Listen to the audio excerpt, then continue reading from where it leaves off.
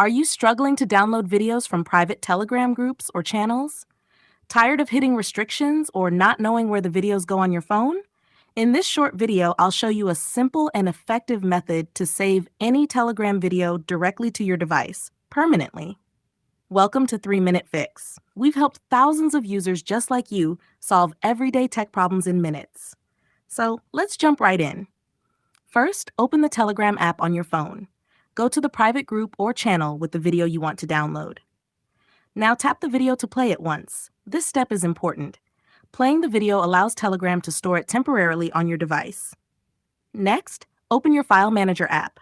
If you don't have one, search for File Manager on the Play Store and install a trusted one like Files by Google or Explore. Inside your File Manager, follow this path: Android data, org.telegram messenger, files, Telegram video. Here you'll find the video file that was just played. You can now move or copy it to a different folder, like Downloads or DCIM, for easier access. And that's it.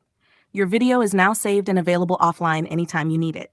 If you found this tutorial helpful, tap the like button and don't forget to subscribe to 3-Minute Fix for more quick tech solutions. Got a question or ran into a problem?